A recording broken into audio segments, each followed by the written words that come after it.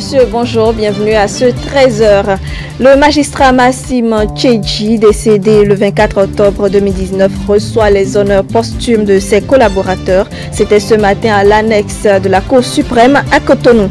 Le quotidien La Nation dispose depuis ce jeudi d'un site d'information et d'une application mobile. Les plateformes ont été lancées au siège de l'organe de presse en présence des ministres de la communication et du numérique. Et puis l'ONG Humanis Afrique a lancé les travaux d'une adduction d'eau villageoise dans la commune de Missérété. 4 villages vont en bénéficier et la cérémonie a eu lieu ce jeudi.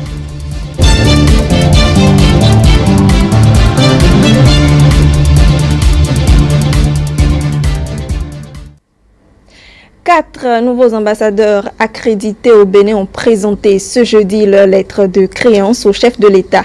Ils entendent renforcer leur lien de coopération avec le Bénin. La cérémonie a eu lieu au Palais de la Marina. Suivez le compte-rendu signé Maro Fabiola Boussari.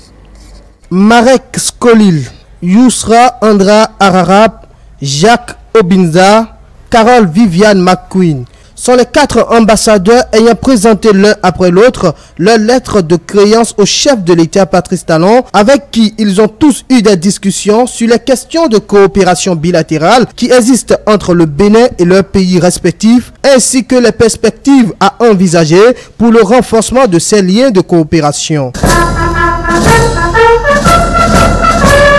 Le tout premier à être reçu par le chef de l'État est son Excellence Marek Skolil, ambassadeur de la République tchèque près le Bénin, avec résidence à Abuja. Avant sa nomination en qualité d'ambassadeur extraordinaire et plénipotentiaire de la République tchèque près le Nigeria, avec juridiction sur le Bénin, M. Skolil était conseiller spécial au département de Proche-Orient au ministère tchèque des Affaires étrangères. Le chef de l'État a indiqué un certain nombre de pistes. Nous avons échangé là-dessus dans les domaines qui nous semblent les plus porteurs, le domaine de l'agriculture et de l'agroalimentaire, avec un niveau d'excellente qualité de l'industrie mécanique dans l'agriculture tchèque. Donc ça, c'est quelque chose que nous allons explorer.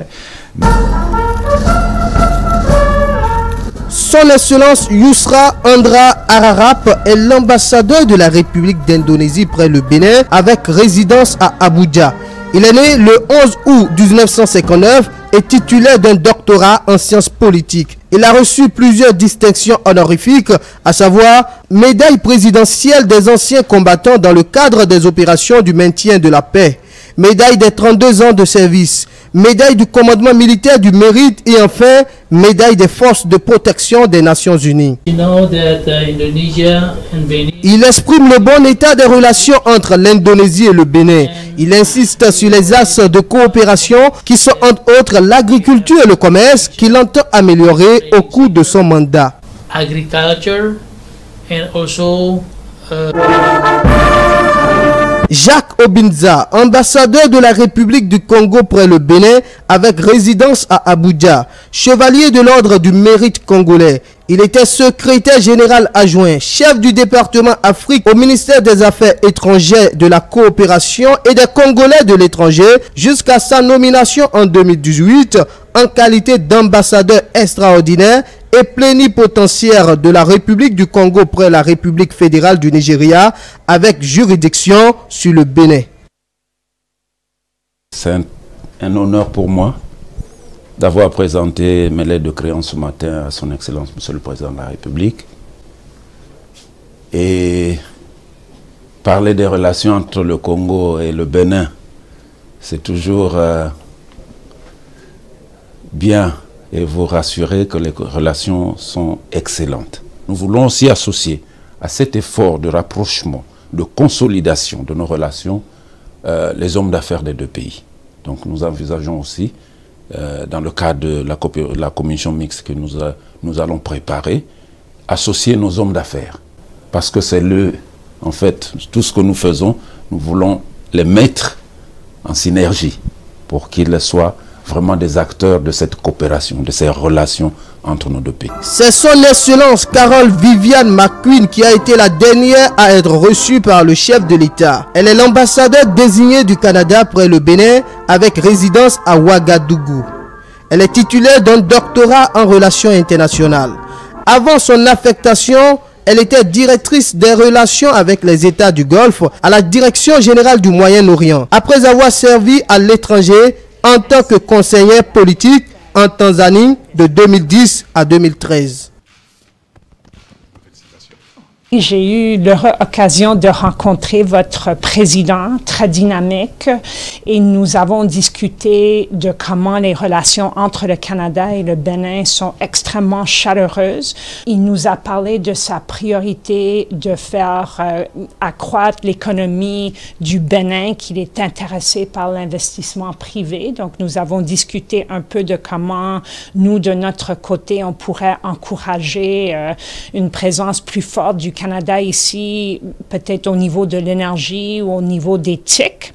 Nous avons aussi beaucoup discuté de la situation régionale, de la sécurité régionale. On va à présent à l'Assemblée nationale où Modeste Kérékou était face à la commission budgétaire ce jeudi. Le ministre des Petites et Moyennes Entreprises a expliqué et justifié les prévisions budgétaires de son département.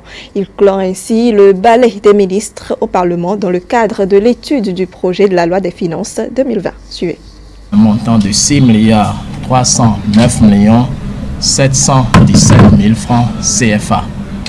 C'est un budget qui est mis à la disposition de notre département ministériel qui a en charge essentiellement 3 grands sous-secteurs, les petites et moyennes entreprises, l'artisanat et l'emploi. Il s'agit de poursuivre les réformes qui sont en cours au niveau de nos agences et de nos structures qui ont la charge de l'accompagnement et la structuration du secteur des PME. Les PME sont par définition des entreprises relevant du secteur privé. Au niveau de la NPE, il en est également de même. La NPE qui gère un certain nombre de programmes. Mais en attendant que les nouveaux programmes de la NPE ne connaissent leur phase d'exécution, j'ai eu l'honneur d'informer les honorables députés que suite à son adresse le 31 juillet 2019, le président de la République avait annoncé l'institution d'un programme spécial d'insertion dans l'emploi qui consisterait pour le gouvernement de mettre en situation de travail chaque année, j'allais dire, 2000 jeunes, essentiellement dans les entreprises du secteur public, mais qui seront payés par l'État. Ce nouveau mécanisme que nous avons commencé à opérationnaliser à partir de janvier 2020, je voudrais vous dire ici, à vous-même, chers amis de la presse parlementaire, que c'est une initiative présidentielle qui n'est pas à confondre avec les autres initiatives que la NPE déroulait déjà. C'est une initiative que le chef de l'État a voulu instituer pour que les jeunes qui vont bénéficier de ce programme, j'allais dire, ça va être un peu la crème, pour ne pas dire la crème de la crème. C'est une manière pour le gouvernement, à terme, de structurer le marché de l'emploi. Parce que les anciens stagiaires que la NPE gérait, par exemple, les allocations étaient relativement un peu modestes, mais cette initiative présidentielle vise à prendre des jeunes d'un certain profil, les mettre dans des entreprises et pour le compte de ces entreprises, l'État aide à les payer pendant 12 mois renouvelables une fois. Le quotidien La Nation s'est doté d'un site d'information et d'une application mobile. L'initiative entre dans le cadre de la célébration des 50 ans d'existence du plus vieux journal. La cérémonie de lancement des plateformes a eu lieu ce jeudi au siège de l'organe de presse. Et c'était en présence des ministres de la Communication et du Numérique et du président de la HAC. Le point avec Stélia Padonou et Silas Zouin. Cette coupe de ruban consacre l'entrée du quotidien de service public La Nation dans la digitalisation, outil indispensable de nos jours. C'est donc une nouvelle page qui s'ouvre pour cet organe de presse écrite d'État après un cinquantenaire tributaire d'un journal papier. Pour marquer le nouveau cinquantenaire que nous voulons démarrer, nous avons jugé très utile de lancer un tout nouveau produit qu'est notre application mobile, la nation Bénin mobile. Nous étions effectivement sur le net avec notre site internet, mais nous l'avons relooké, nous l'avons rendu plus dynamique. Par cette adhésion totale aux technologies de l'information et de la communication, le quotidien d'information s'ouvre au monde. Un départ prometteur selon la ministre du numérique et de la digitalisation. On ne devient pas vieux pour avoir vécu un certain nombre d'années. On devient vieux parce qu'on a déserté son idéal. Les années rident la peau, mais renoncer à son idéal ride l'âme. Quand on se réfère à notre quotidien national, il est très loin d'avoir renoncé à son idéal. Et c'est pour ça que même après 50 ans, il est encore capable d'innover, d'inventer, de se réinventer. De Dao Express à la nation en passant par Eouzou, nous voici aujourd'hui progressant avec le numérique grâce au site d'information lanationbenin.info et à l'application mobile La Nation Bénin qui est actuellement téléchargeable. Il est bien et avantageux pour l'organe de se tourner vers le numérique. Le défi actuel reste le professionnalisme du personnel. Bien que sous la tutelle de l'État, ce journal, en tout cas depuis quelques années, n'est plus l'organe de propagande, mais un organe d'information objective traité avec professionnalisme. C'est bien continuer sur cette lancée. Avec l'application mobile, La Nation va être lue en Chine, au Japon, en Papouasie, de manière instantanée. C'est-à-dire que des 100 000, 200 000 lecteurs papier que nous avons aujourd'hui, nous nous exposons à des milliards de lecteurs. Les journalistes et toute l'équipe de La Nation qui ont fait du bon travail jusqu'à présent doivent songer à parfaire ce travail parce que c'est eux qui donneront une bonne ou une moins bonne image de notre pays, de la qualité de ces journalistes à l'international. 50 ans déjà que le quotidien national d'information paraît. Le digital vient donc se mettre au service de 50 ans de parcours. Séance d'information à la faveur des acteurs de la chaîne économique sur la facturation normalisée ce jeudi. C'était à la salle de conférence de la Direction générale des impôts, un échange qui a pour but d'expliquer aux contribuables le bien fondé de la réforme d'acquisition et d'installation des machines certifiées. Sandra Kfadei, Semiati Soufou. Séance d'information des acteurs du secteur privé dans le cadre de la facturation normalisée. Une réforme de la Direction générale des impôts issue du Conseil des ministres du 27 septembre 2017. Elle a pour objet d'améliorer la traçabilité des informations financières dans le but d'élargir l'assiette fiscale. Je rappelle que le système est conçu de sorte que lorsque vous délivrez les factures, l'information parvient en temps réel à la Direction générale des impôts.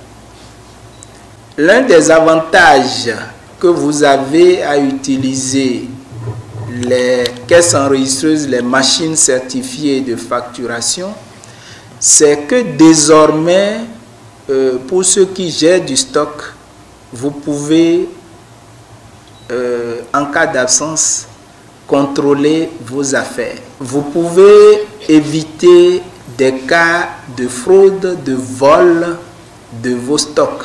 Le coordonnateur de la réforme des machines électroniques certifiées de la facturation s'est entretenu avec les acteurs du secteur privé sur le contenu de la réforme, l'acquisition, l'installation et les conditions juridiques d'utilisation de ces machines. Quand on parle de machines électroniques certifiées de facturation, il faut savoir que certifié parce que ça a été étudié et validé par la DGI, par l'administration fiscale. Et nous en avons deux modèles. Nous avons un premier modèle que nous appelons l'unité de facturation et un deuxième modèle que nous appelons le module de contrôle de facturation. Le module de contrôle de facturation, c'est pour les entreprises qui ont mis en place un système de facturation. Par exemple, une entreprise qui utilise déjà un logiciel de comptabilité un logiciel de facturation ne peut pas utiliser UF, l'unité de facturation, pour délivrer les factures normalisées. Le type de machine recommandé dans ce cas, c'est ce que nous appelons le module de contrôle de facturation. Plusieurs heures d'horloge d'échange ont permis aux différentes associations représentées d'exprimer leurs inquiétudes. Faut-il le souligner, cette réforme profite aussi bien à l'État qu'aux chefs d'entreprise. Et 4 villages de la commune de Missirité auront bientôt accès à l'eau potable. L'ONG Humanis Afrique a lancé les travaux d'une adduction d'eau villageoise à Koudjanada dans l'arrondissement de Zongboma. Une belle fête a sanctionné l'occasion. Suivez l'ambiance avec Latifou Boni et Aliou Anthony. Nous sommes à l'école primaire publique de Koudjanada, arrondissement de Zongboma, commune d'Akro-Missirité. Un lieu en ébullition cet après-midi de jeudi. Soleil et chaleur étouffant conjugués n'émoussent guère l'ambiance. Au contraire, elle est frénétique par moments.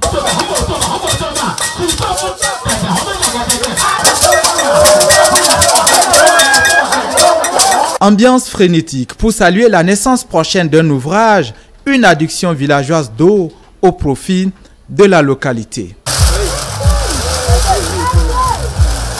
Il s'agirait d'une dotation d'infrastructures multiservices devant desservir les villages de Kpolé, Ronli, Akpadjakame et Koudjanda, bénéficiaires de ce joyau. Vu l'importance et la valeur d'un tel trésor, nous vous promettons d'en assurer une bonne gestion. Un usage et un entretien indéfectibles seront accordés à ce don. C'est Humanis Afrique qui crée l'événement en choisissant la zone pour agir. De l'eau à venir, vu les besoins, le choix de mots chez les élus locaux est à la taille de leur gratitude. Que l'Éternel Dieu Tout-Puissant l'assiste dans tous ses projets. Le pauvre est un éternel insatisfait, dit-on.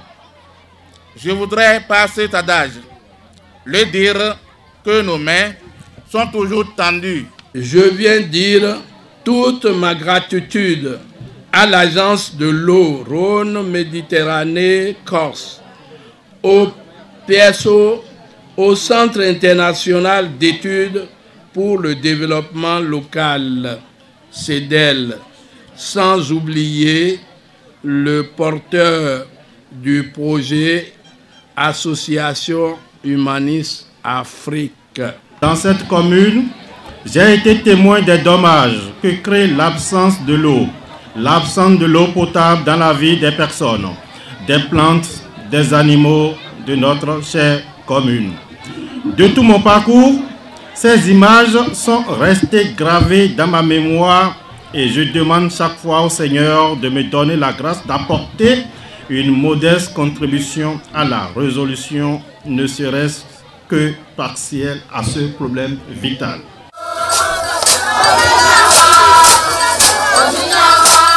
Cette fête-là n'est qu'un moment pour saluer le lancement des travaux. Un moment annonciateur du désenclavement hydraulique de cette partie de la commune d'Akro-Missirité.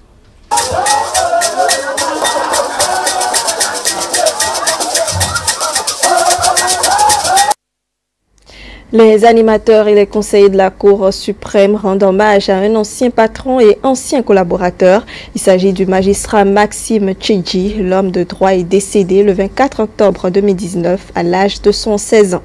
Suivez le compte-rendu de Isaac Kadje et Semiat Yessoufou. Le Bénin a une belle histoire juridique. Une histoire du droit marquée par de grands hommes qui doivent être une référence pour les acteurs d'aujourd'hui. Au nombre de ces hommes figure Maxime Tchédji, magistrat de renom au parcours fulgurant qui ne peut hélas plus nous sourire, nous parler ou nous faire rire. Le regretté mémoire a tiré sa révérence à un moment où il devait plus léguer de son expérience à la postérité. Qu'est-ce qu'une maison, qu'est-ce qu'une autorité judiciaire qui n'a pas d'histoire? Si chacun d'entre nous ici, après avoir fini le service, après avoir donné de nous, après avoir donné de la capacité de réflexion, après avoir donné de l'envie, de la détermination, nous venons à disparaître en 5 ans, en 10 ans de mémoire. Que reste-t-il à la justice? Que reste-t-il de notre chemin? Le départ du magistrat Maxime Tchédji vient comme pour sonner la fin d'un long sommeil au sein de ses collègues. Il est maintenant temps d'inscrire les vrais acteurs de la maison justice dans l'histoire. Nous devons honorer nos grands hommes et nos grands magistrats. Et ne serait-ce que simplement mettre des noms sur des salles d'audience, ne serait-ce que simplement laisser des décisions compilées, permettrait de retenir que des personnes ont fait le job, que des personnes ont marqué l'histoire du droit, ont marqué notre justice, et que ces personnes doivent tomber dans nos mémoires comme des références pour que nous puissions nous-mêmes les prendre comme modèle et avancer.